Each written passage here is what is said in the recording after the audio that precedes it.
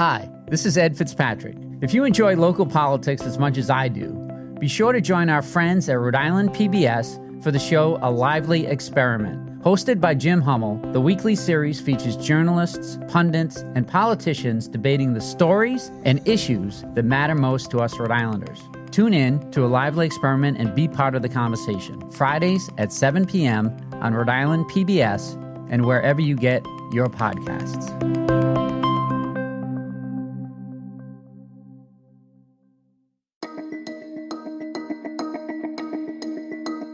From the Boston Globe, this is Rhode Island Report.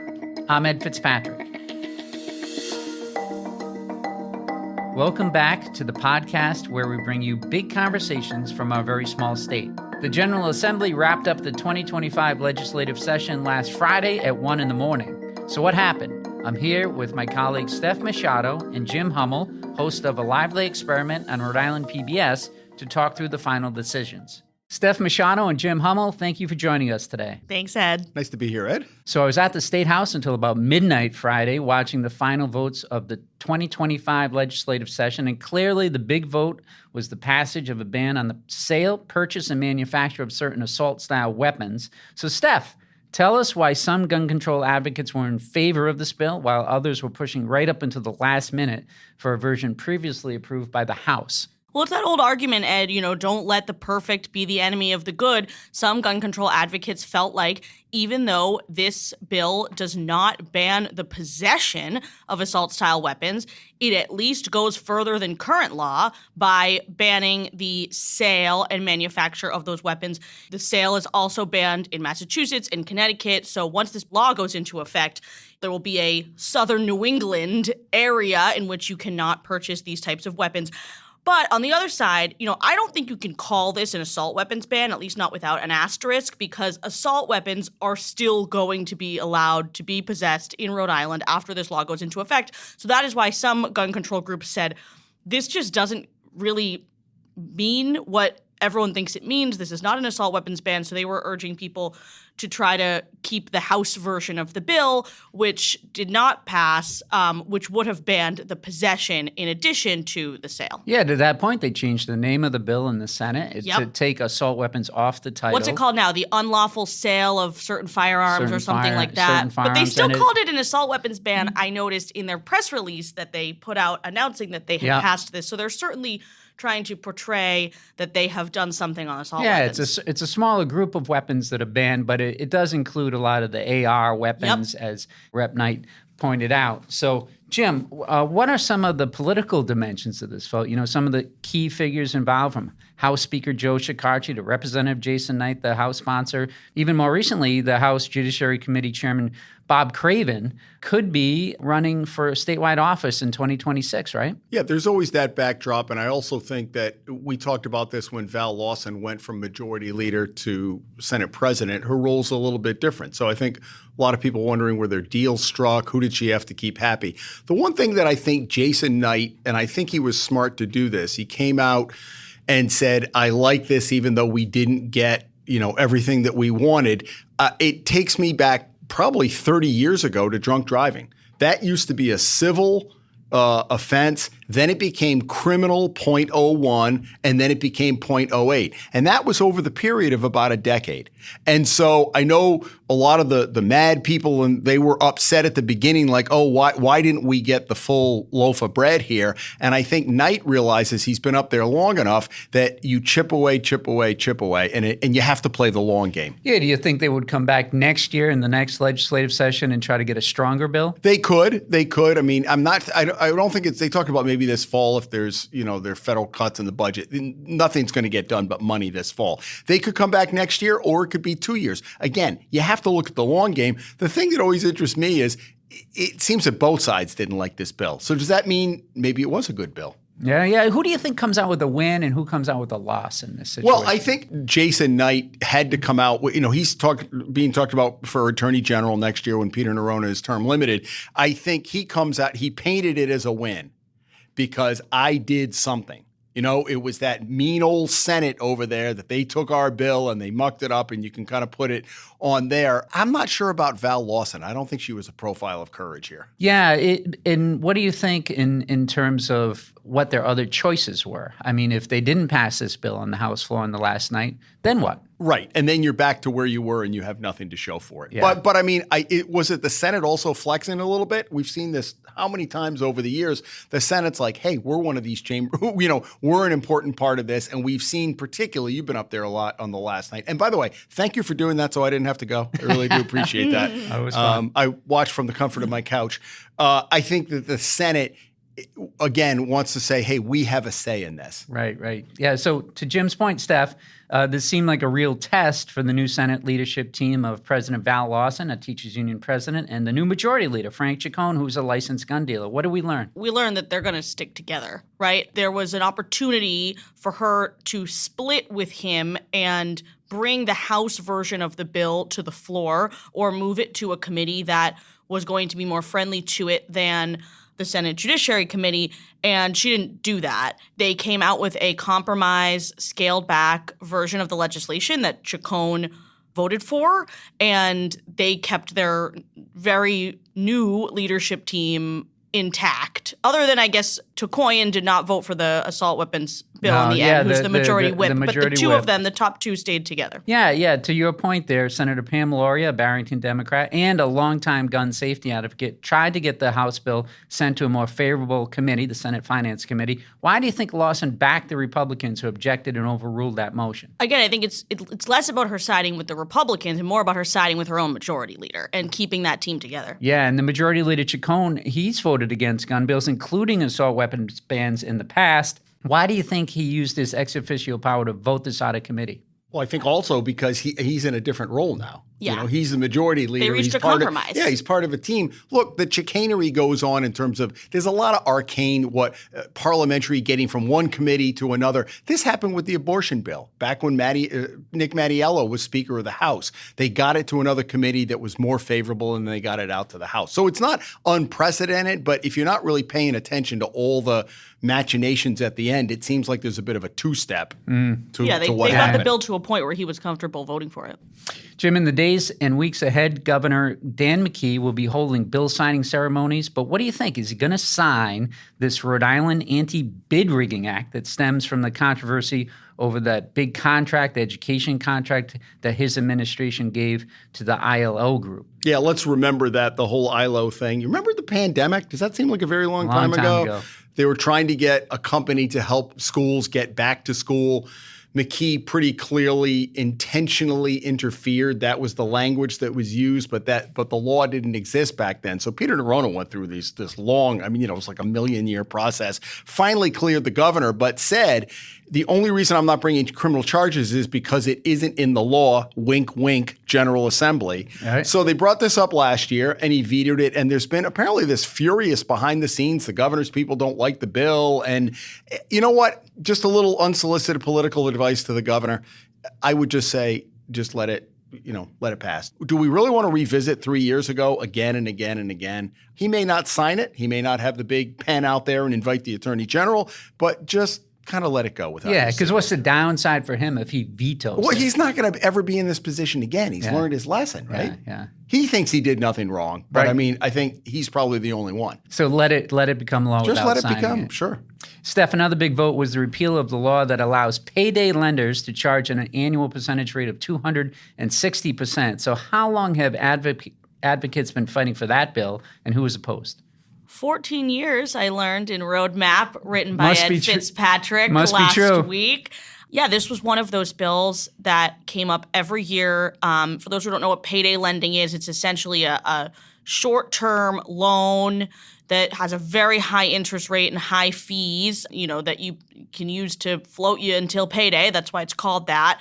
People who are against them say they're very predatory, put people in this cycle of debt because of the exorbitant interest and fees. If they can't pay it off in time, they get hit with penalties and such. The late Senate President Dominic Ruggiero was against it, and so it did not get passed over a number of years. I guess came out of left field. Would you agree, Ed? This year just came at the end of the session, okay, we're going to do this finally after all these years and Yeah, passed. the House had passed it a couple of years ago, but you're right. Ruggiero had stood in the way. Former House Speaker Bill Murphy's been fighting this as a lobbyist for years. So, yeah, do you see this as one of the examples of what has changed because Ruggiero is no longer at the head of the Senate? I do. And honestly, it really shows how much the Senate president and the Speaker have control over what bills make it to the floor. It doesn't matter if it has unanimous support. Other than that one top person, they have the power to either bring it to the floor or to not. And so when you have a leadership change, different bills that have been dead in the water in years past are going to see new life. We'll have more with Steph and Jim after a quick break.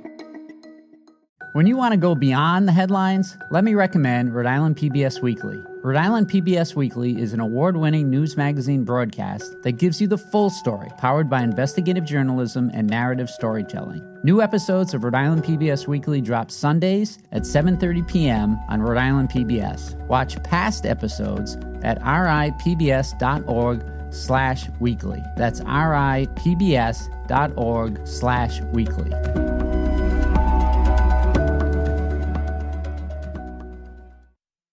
Jim, let's talk about the ban on smoking in Rhode Island casinos. That's another issue that advocates had been pushing for years. Why was it in play this year? Well, again, the Dominic Ruggiero effect, right? And he was opposed to banning smoking because they were worried about revenue. What are we thinking about here? And you hear all these poor workers out there. And so what they did was, again, there was a little bit of shenanigans at the end where they reworded it. And at the end of the day, they passed a watered-down version. There's some little area where you can still do it, but it's not taking effect until 2027. It's like the legislation has a nicotine patch, right? It's like, well, we can't go cold turkey. Go cold turkey, July 1st, 2025, or give them 3 months to figure out what they're going to do. Yeah. So, I mean, if you're a worker up there, okay, I'll have to breathe it another 2 years, but we got a little bit. It's just, to me, that's spineless. Delayed implementation, and then on the last night, after the House and the Senate had agreed on some language, Senate Majority Leader Chacon introduced a floor amendment that he said it was just to allow the cigar bar in Lincoln to continue without having to name it. But the language it sounded a lot broader than that. And tell us about what Rep. Tansey, the House sponsor, she basically said, take my name off this bill. This is ridiculous. And I can't disagree with that. I will tell you, it harkens back to 20, 25 years ago when a lot of people said, oh, if they ban smoking indoors, Dunkin' Donuts is going to go out of business. Remember, you'd walk in and there'd be 4 guys in the corner like puffing away. I tell my kids that the public used to be able to smoke on planes, and they'd be like, oh, so how did that work? Well, row 9 was non-smoking and row 10 was smoking. And they'd be like, was there a partition? No. So the argument was we're going to lose all this business. And you know what happened? The people who were tired because the vast majority of people had stopped smoking, they came back to Dunkin' Donuts and all these other places where people would light up after having a meal. Can you imagine how you think about that now? So this whole argument that they're going to lose millions and millions and millions of dollars. Yeah. Let's see. Yeah, you heard that argument with Chacon saying he's worried that people are coming to Lincoln and Tiverton because it allows smoking. But Senator Sosnowski, the sponsor of the Senate bill, said no. She thinks people will come now if you ban smoking. I think it's going to be the same effect as it was 20, 25 years ago. So, Steph, the Senate approved the $14.3 billion state budget on the final night, and that's no surprise since the Senate rarely changes what the House passes. But I thought it was interesting that 16 senators voted for an amendment proposed by Sam Zuria, a senator from Providence, Democrat, and his amendment went down, but 16-20. Yeah. That's close. For listeners who don't follow this closely, the Senate does not amend the budget on the floor because the budget, when it comes to the House, has already been negotiated with House and Senate leaders in the behind-the-scenes horse trading that happens at the end of the session. I'll give you this, I'll give you that. So if the Senate were to amend the budget on the floor and send it back to the House instead of sending it to Governor McKee's desk, that would irk House leaders. Blows it up, and would be unusual. And we'd still be covering the General Assembly, right? It would spill into the next week. I was there one year when they tried to do that, and Speaker Mattiello said, "We're going home for the summer. Happy 4th of July." So it was interesting that it was relatively close at a vote of 16-20. It shows that there is interest in shoring up RIPTA, even though the General Assembly did give RIPTA this big infusion of $15 million additional this year. Yeah, tell us what Zuri wanted to do with that apologies. amendment. So he wanted to tap the gas tax and state DOT revenue in order to give more money to RIPTA, avoid layoffs of 90 people and a 20% reduction in bus routes. And so RIPTA's still facing a deficit, and we'll see what routes they cut, but this is a huge problem because the more routes they cut, the less convenient it is for people to take RIPTA, the less ridership they'll get. It right. It's a vicious cycle, and a lot of people think that if we don't have convenient public transit in the state, then we won't attract more people to live here, et cetera. Look, there needs to be a larger discussion about RIPTA. It's just been crisis management for probably as long as I've been a reporter. But it's like the old school committee play.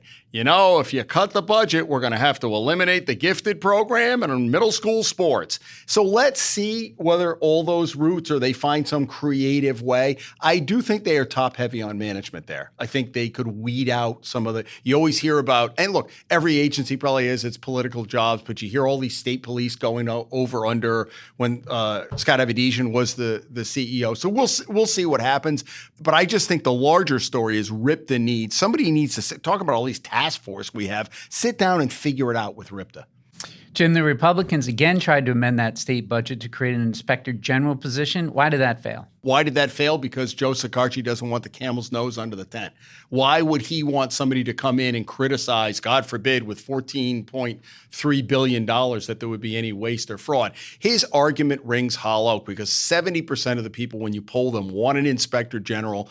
And then I love how he said he used Donald Trump. I mean, talk about the wildest analogies. Well, you know, the president fired all the inspectors general. They must have not been doing a good job. I mean, he's twisting himself into a pretzel, but he's really the only one because there's some Democrats who have come over. And wouldn't you think, in a state where nobody wants to cut the budget, regardless of what they say, if they're looking for more revenue, wouldn't they want, hey, the inspector general came up with $500,000 here, $1 million here, $300,000 here. Pretty, you're talking real money when you add it up. So I just don't expect it anytime from a Speaker of the House. I'm laughing because I've never heard that camel's nose under the tent before. I like that, Jim. I have a listener question, Ed, about the budget. Oh, listener question. Can we answer? Give it to us, Steph. So Neil writes, we hear all about this one-time COVID money that is gone now, but the budget went up to more than $14 billion. So what happened with all that federal money? I think that's a really excellent question. The budget keeps ballooning. It might surprise some of our listeners to know that there is still COVID relief money in this budget. Even though the American Rescue Plan Act money had to be allocated by the end of 2024, it doesn't have to be spent until the end of 2026.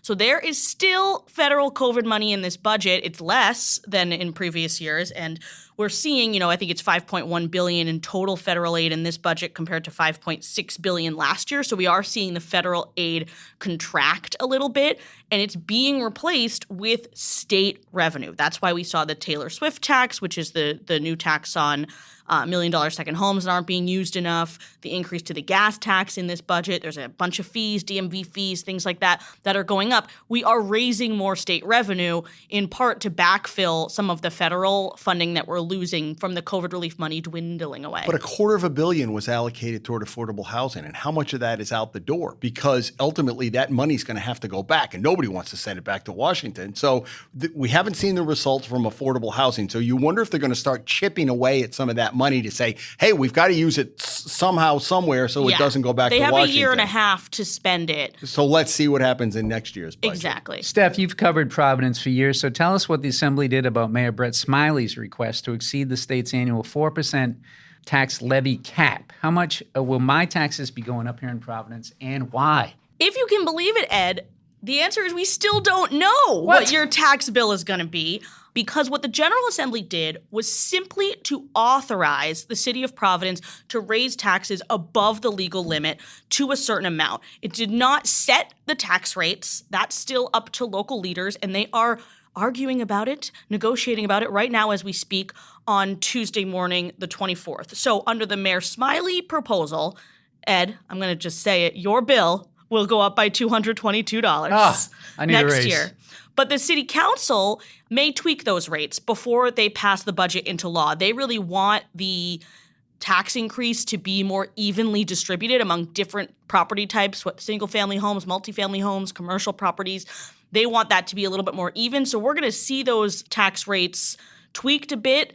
There's a public hearing on Monday the 30th if you want to weigh in. And then the tax bills are going to be super late. They're not going to reach mailboxes until mid-July at the earliest, and it is going to affect Providence's ability to pay its bills. What happens if they don't figure it out by the end of the fiscal year, which is Monday? Clearly it's going to spill into the new year. They're not figuring it out. So what happens? So the city has told grantees, nonprofits, vendors that they're going to be paid late for whatever payments they're due in July. They've said the Providence Public Schools is going to get its payment late from the settlement last year in that big court fight that they had.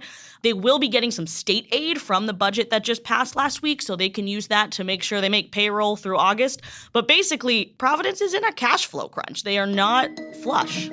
All right, Jim Hummel, Steph Machado, thank you for breaking down this year's legislative session. Thanks, Ed. Thanks, Ed.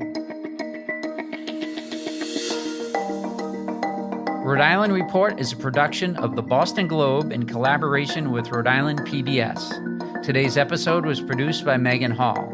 Audio mixing and mastering by Marissa Ewing of Hemlock Creek Productions. Our music is from APM. Be sure to follow us on Apple, Spotify, or wherever you listen.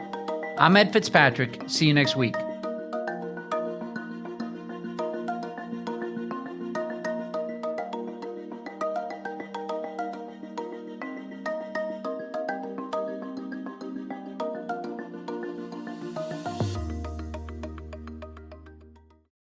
Looking to binge watch all your favorite PBS shows? You need Rhode Island PBS Passport.